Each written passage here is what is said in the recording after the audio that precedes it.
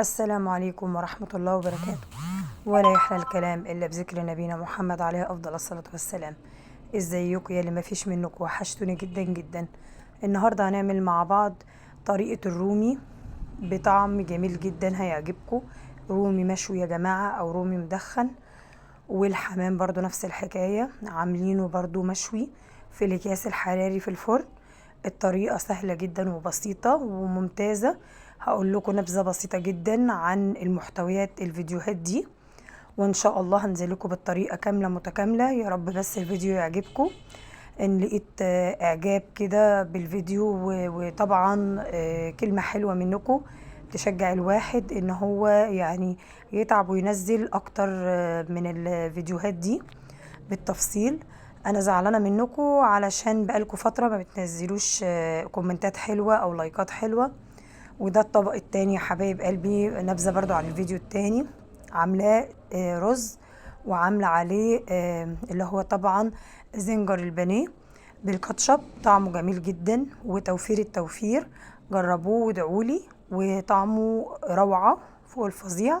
وهنا يا حبايب قلبي الزنجر عاملاه اهو ستريبس زي ما انتم شايفين، ما شاء الله عليه، قرمشته غير طبيعية وطعمه تحفة ومستوي من الالف للياء. ما شاء الله عليه، طعمه جميل جدا. وهنحلي طبعا في الفيديو الاخير طبعا اسكالوب من العصاير او كوكتيل من العصاير. طعمه جميل جدا وشهي وهيعجبكم جدا جدا. واتمنى الفيديوهات دي تعجب حضراتكم، ولايك وشير وكومنت حلو، وبحبكم اللي مفيش منكم. وان شاء الله تنتظروني في الفيديو القادم كل تفاصيل عن الفيديوهات اللي انا نزلت منها نبذة بسيطة دي. ان شاء الله هنزل لكم بجديد مع مطبخ ياسمين الاكلات العصرية. مع السلامة.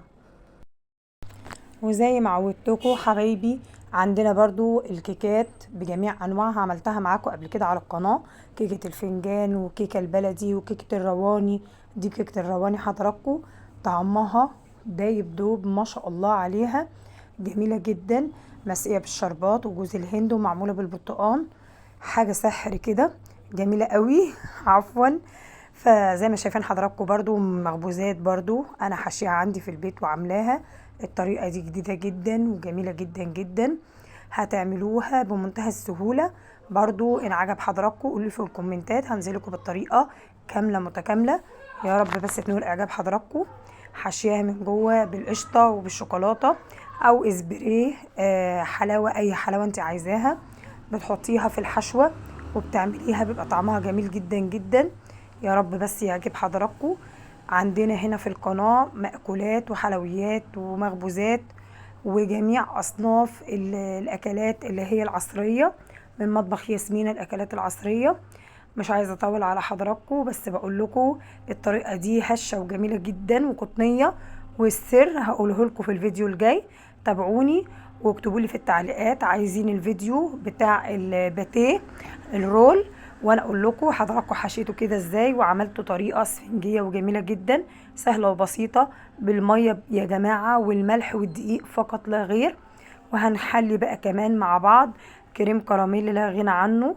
هتشوفوه يا حبايب قلبي، برضو طعمه جميل جدا جدا بطريقه سهله وبسيطه جدا ومش مكلفه.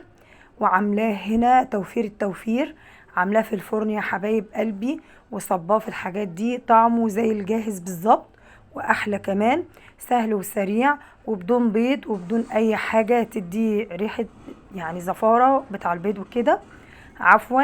فزي ما شايفين حضراتكم شوفوا القوام بتاعه، ملمسه وطعمه جنان جميل جدا. يا رب ينول اعجاب حضراتكم.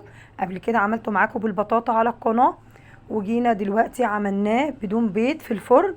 لو عجبكم قولولي برضو الطريقة، هنزل لكم بجميع الفيديوهات دي. معلش ان انا كان عندي ظروف وغبت عنكم فترة طويلة، بس ان شاء الله هنرجع مع بعض من اول وجديد، وهنشوف احلى الاكلات مع مطبخ ياسمين الاكلات العصرية. وبيكم وليكم ان شاء الله هنعمل كل جديد. شجعوني علشان تشجيعكم وكومنتاتكم الحلوة اللي بتخليني اقدر ان انا اكمل واستمر. يا رب الفيديو كده ينول اعجاب حضراتكم. وان شاء الله هوريكم برضو طريقة الجلاش، طريقة الجلاش الصوابع جميلة جدا جدا جدا وسهلة وبسيطة من غير توريق. من غير سمنة كتير، من غير اي يعني خزعبلات.